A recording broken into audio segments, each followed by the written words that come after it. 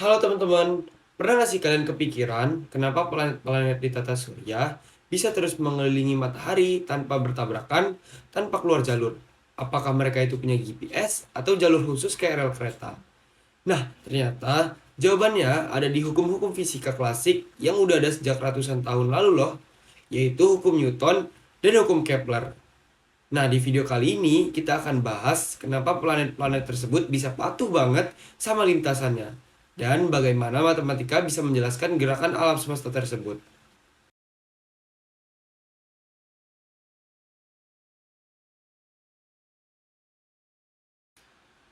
Assalamualaikum warahmatullahi wabarakatuh. Tabiun. Halo teman-teman, perkenalkan nama saya Muhammad Izal Aufadenara dari SMA Negeri 2 Bandar Lampung. Gimana nih kabar teman-teman semua? Semoga dalam keadaan sehat semua ya. Hari ini kita akan belajar memahami materi dan soal-soal mengenai hukum Newton dan hukum Kepler di astronomi. Sebelum memulai materi ini, alangkah baiknya kita berdoa terlebih dahulu ya. Berdoa, mulai.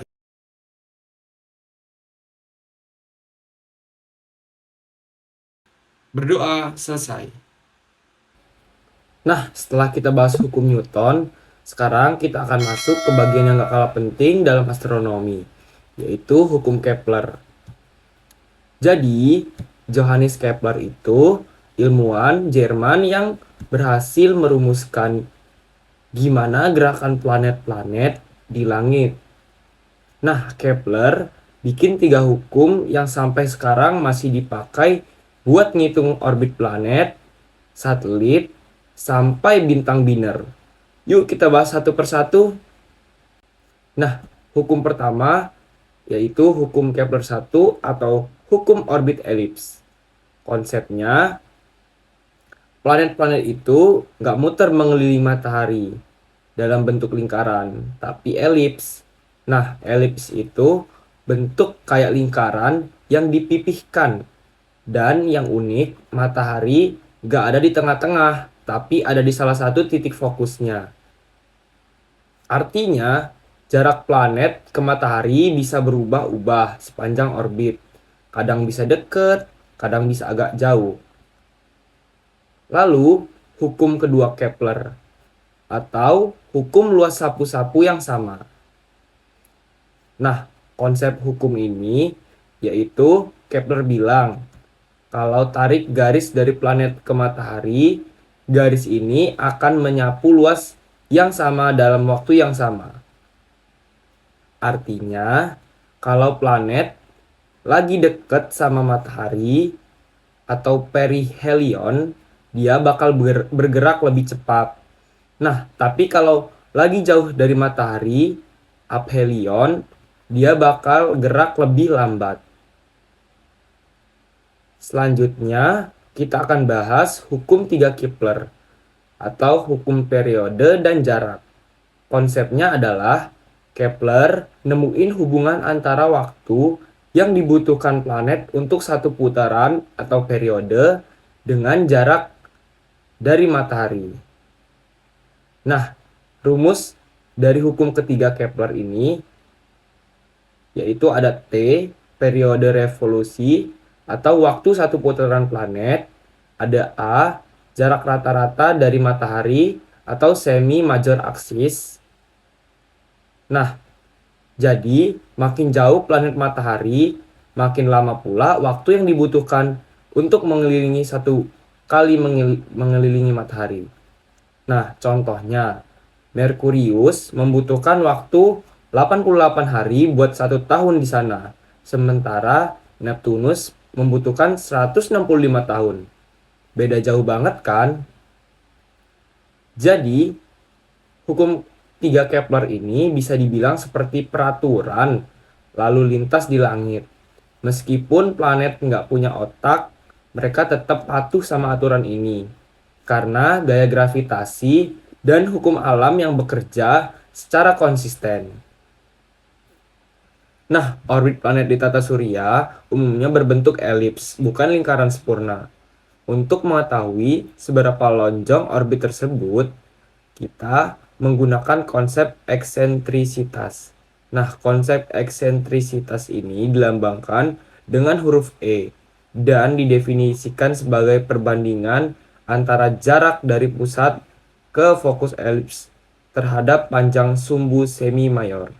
Secara matematis, E sama dengan C per A, di mana C adalah jarak dari pusat ke fokus, sementara A adalah sumbu semi mayor elips. Nilai eksentrisitas berkisar antara 0 sampai 1. Nah, kalau E sama dengan 0, orbitnya itu berbentuk lingkaran sempurna. Tapi kalau makin mendekati 1, orbitnya makin lonjong.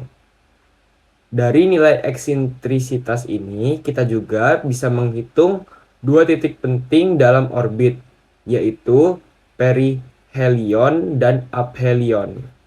Perihelion itu adalah jarak terdekat antara planet ke matahari dan dirumuskan sebagai RP sama dengan A dalam kurung 1 dikurang E tutup kurung. Sementara aphelion yaitu jarak terjauh dinyatakan dengan RA sama dengan A dalam kurung 1 ditambah E tutup kurung. Nah, sekarang kita akan masuk ke konsep kecepatan relatif terhadap pusat massa. Dalam sistem orbit, kecepatan sebuah benda nggak selalu tetap karena tergantung posisi terhadap pusat massa. Rumusnya, kecepatan relatif adalah V kuadrat sama dengan GM dalam kurung 2 per R dikurang 1 per A, tutup kurung. Nah, di sini R adalah jarak dari benda ke pusat massa saat itu dan A adalah sumbu semi mayor orbit. Sementara G adalah konstanta gravitasi dan M adalah massa pusat orbit. Misalnya matahari. Tapi kalau posisi benda di orbit diketahui lewat sudut sebenarnya atau true anomaly, kita bisa juga menyatakan R sebagai R sama dengan P per 1 tambah E cos theta. Nah, dari semua ini bisa kita simpulkan bahwa bentuk orbit, jarak planet ke matahari, dan kecepatannya semuanya saling terhubung lewat eksentrisitas. Nah, tadi kita sudah membahas mengenai hukum-hukumnya. Sekarang kita akan masuk ke sesi latihan soal dan pembahasannya. Soal nomor 11, di soal ini kita cari jari-jari lintasan dan kecepatan elektron pada tingkat energi ketiga di atom hidrogen. Penjelasan. Untuk jari-jari kita pakai rumus Bohr, yaitu Rn sama dengan H kuadrat per KE ME kuadrat dikali N kuadrat. Masukin N-nya, yaitu 3, hasilnya R sama dengan 4,756 dikali 10 pangkat min 10 meter. Lanjut ke kecepatan elektron, bisa kita cari pakai gaya sentripetal, yaitu ke E kuadrat per R kuadrat sama dengan ME V kuadrat per R. V sama dengan akar ke E kuadrat R per mi R. Setelah dihitung kecepatannya yaitu V sama dengan 7302 dikali 10 pangkat 5 meter per detik. Jadi jawaban yang benar adalah B. Lanjut soal nomor 12, yaitu di soal ini ada dua bintang bermassa sama kayak matahari yang saling mengorbit. Nah, kecepatan masing-masing bintang itu adalah 20 km per detik. Lalu kita disuruh cari jarak antara dua bintang atau jarak dari satu bintang ke pusat massa dikali 2. Karena massanya sama, jarak dari tiap bintang ke pusat massa itu R. Berarti jarak total mereka adalah 2R. Kita mulai dari gaya gravitasi, yaitu F sama dengan Gm 1 M2 per 2 R kuadrat. Lalu samakan dengan gaya sentripetal M1 V kuadrat per R. Lalu sederhanakan. V kuadrat sama dengan Gm per 4R. Pindah ruas menjadi R, yaitu Gm per 4 V kuadrat. Karena kita butuh D sama dengan 2R, kita kalikan D sama dengan 2R sama dengan Gm per 2 V kuadrat.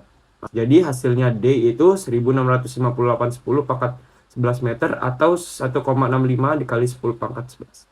Jadi jawabannya adalah E. Lalu nomor 13, berapakah periode bintang ganda pada soal nomor 12? Untuk cari kecepatan orbit satelit, kita pakai rumus yaitu V sama dengan 2πr per P per P. Diketahui R itu sama dengan 8,291 kali 10 pangkat 10 M, P-nya adalah 20.000 detik. Kita masukin rumusnya yaitu V sama dengan 2π 8,29110 pangkat 10 per 20.000 detik. Hasilnya 0,8 yang sesuai adalah D. Lalu nomor 14, mengapa planet-planet di tata surya tidak memiliki orbit lingkaran sempurna? Penjelasan. Orbit planet bisa berubah bentuk karena interaksi gravitasi sama benda lain di tata surya. Jadi, jawaban yang sesuai adalah C. Lanjut soal nomor 15, yaitu jarak rata-rata bumi adalah 1 AU. Jika matahari saat gerhana total berada pada posisi terjauh, berapakah jarak bulan maksimal saat gerhana tersebut berlangsung? Penjelasan. Kita pakai rumus Apelion, yaitu RA sama dengan A1 tambah E.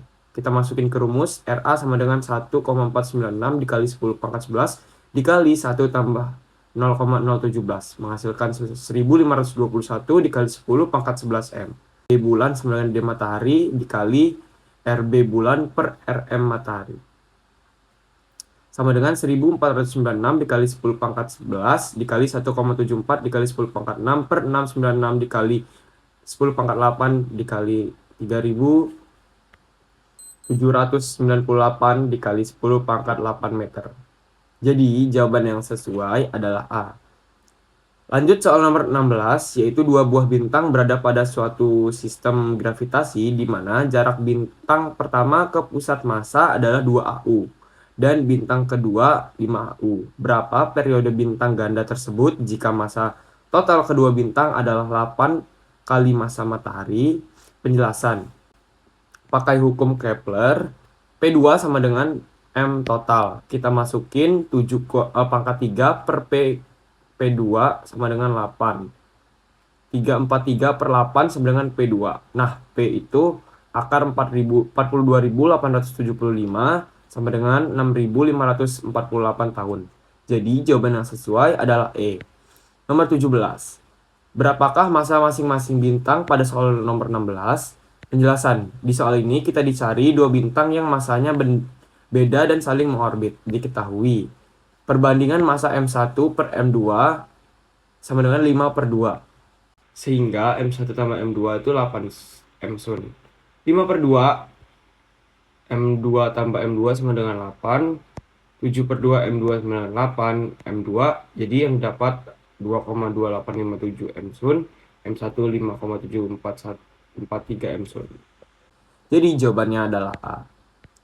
Nomor 18, sebuah soal astronomi sederhana keluar pada suatu ujian seleksi masuk perguruan tinggi. Soal tersebut meminta calon mahasiswa untuk mengestimasikan massa galaksi Bima Sakti jika hukum 3 Kepler berlaku pada sistem matahari pusat galaksi. Jika diketahui jarak matahari ke pusat galaksi itu 1,8 dikali 10 pangkat 9 AU dan periodenya 2 kali 10 pangkat 8 tahun, berapakah massa galaksi Bima Sakti? Penjelasan. Langsung aja kita pakai bentuk umum hukum Kepler 3, yaitu A pangkat 3 per P pangkat 2 sama dengan M. Kita masukin M sama dengan A pangkat 3 per P pangkat 2, yaitu 1,46 dikali 10 pangkat 11 per 3 per 3,154 dikali 10 pangkat 7 kuadrat. Nah, menghasilkan 1,46 dikali 10 pangkat 11 M. Jadi jawaban yang sesuai adalah A. Nomor 19, berikut adalah pertanyaan-pertanyaan yang benar kecuali penjelasan A. Orbit elips memiliki eksentrisitas lebih dari 0 dan kurang dari 1. Itu benar. Yang B, orbit elips memiliki eksentrisitas 0 sampai dengan 1. Salah, karena 0 dan 1 bukan orbit elips. Yang C, jika sebuah planet memiliki orbit elips, akan ada satu titik di massa di mana kecepatan tangensial memiliki kecepatan minimum. Itu benar. D, orbit lingkaran memiliki eksentrisitas 0. Itu benar. Yang E, orbit memiliki eksentrisitas 0,7 lebih lonjong dari orbit yang memiliki eksentrisitas 0,3. Benar. Jadi jawaban yang benar adalah B. Nomor 20, dari pilihan berikut, manakah pertanyaan yang tepat? Penjelasan. Soal ini ngetes kamu, ngerti apa enggak tentang hubungan energi total sama bentuk orbit. Jadi pernyataan yang benar itu cuman benda A dan C orbitnya terikat energi kurang dari 0. A bisa dilepas, A bisa elips, C bisa lingkaran, dan itu benar. Jadi jawaban yang paling tepat adalah E. Nah, jadi hukum Newton ngejelasin gerak dan interaksi benda. Sedangkan hukum gravitasi Newton itu bilang semua benda saling tarik-menarik. Nah, kalau hukum Kepler bahas gimana planet-planet bergerak dalam orbit elips mengelilingi matahari. Semua hukum ini bantu kita paham gerak benda yang ada di langit. Wah, ternyata astronomi sangat dekat dengan kehidupan kita ya. Dan ternyata kalau kita paham apa yang dipelajari, akan mudah untuk memahami. Jadi, jangan lupa untuk belajar dan banyak baca bukunya ya teman-teman. Terima kasih telah menonton sampai selesai. Saya Muhammad Izal Alfadenara, izin pamit undur diri. Wassalamualaikum warahmatullahi wabarakatuh.